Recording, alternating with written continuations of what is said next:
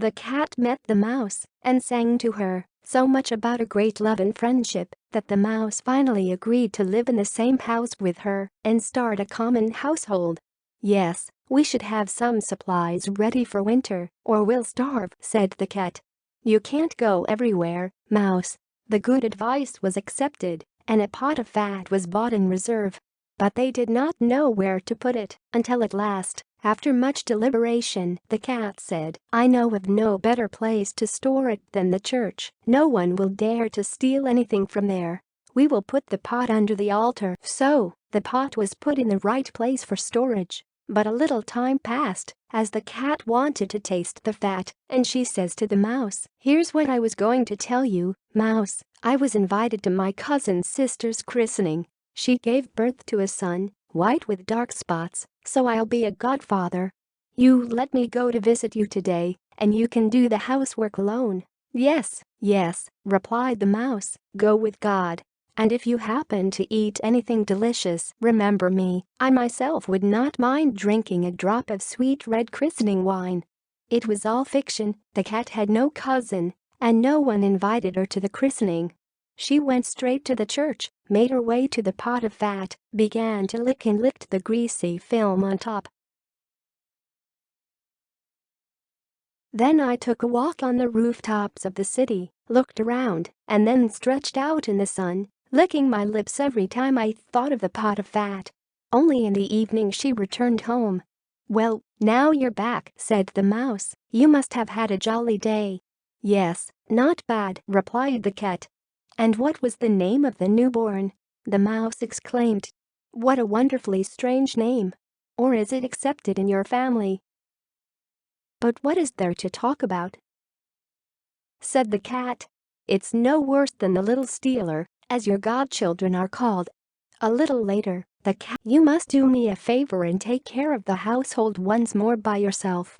I have been invited to the christening for the second time, and I cannot refuse, as the newborn has a white ring around the neck."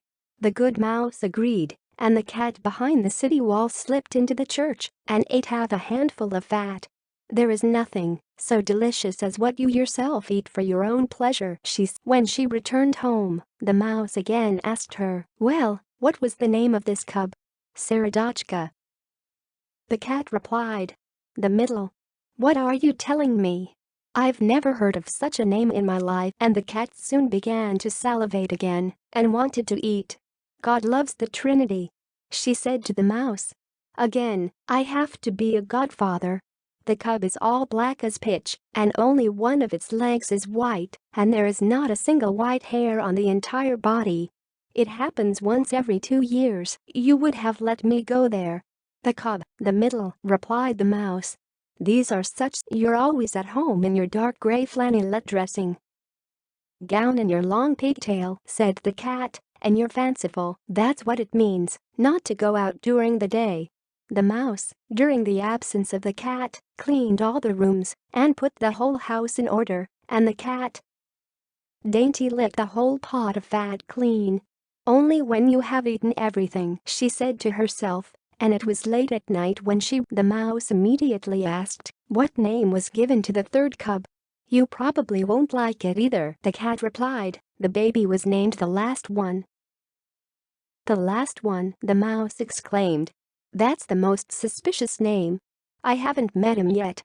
The last one. From that time on, no one called the cat to the christening anymore, and when winter came and nothing to eat could be found near the house, the mouse remembered his stock and said, "Let's go, kitty, let's make our way to the pot of fat we have stored up. We will eat something delicious."